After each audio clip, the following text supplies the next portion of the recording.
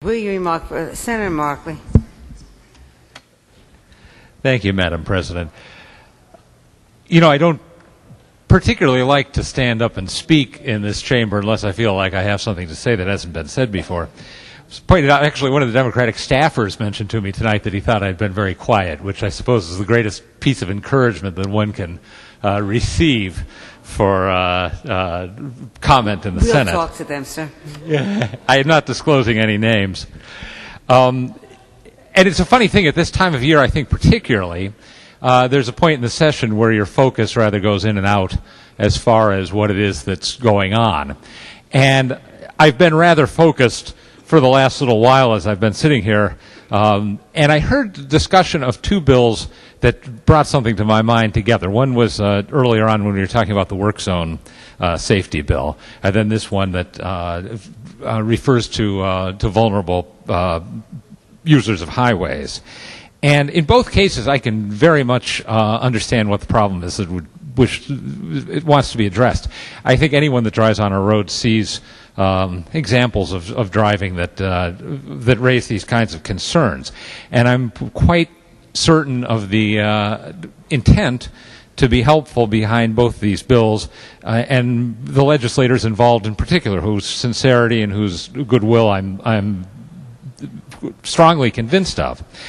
And I planned, as I supported the work zone safety bill, I plan to vote in favor of this one.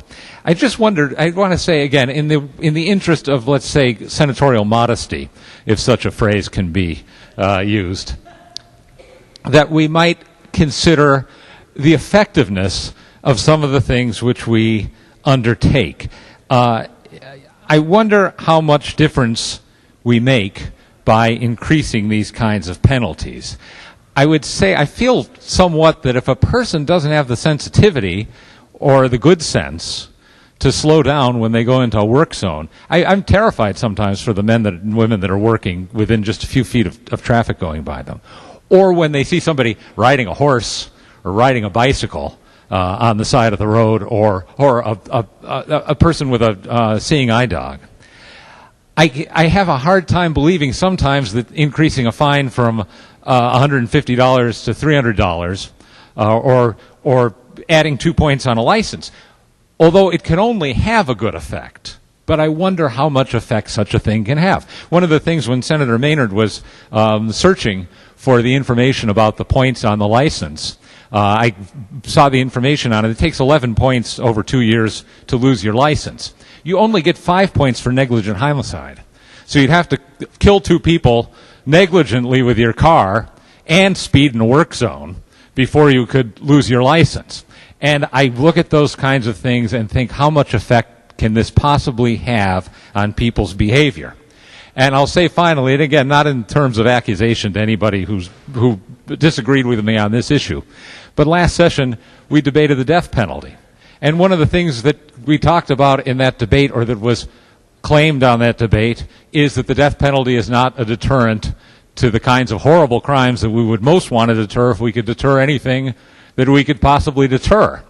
It's hard for me to believe that these points on a license are a deterrent if putting somebody to death is not a deterrent. And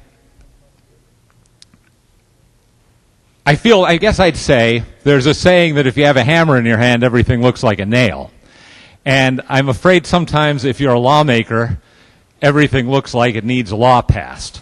And we may not have passed as many of them this session as, well, not as many as we're going to, or not as many as some people have wanted or would like, but we have passed a lot of them, and some of them I sometimes think are not going to make a tremendous amount of difference. I hope I'm wrong in this case, and I hope that this bill and the work zone safety bill, which I refer to, have the effect that the sponsors indicated, but I have my doubts about it. Thank you very much, Madam President. Thank you. Will you remark?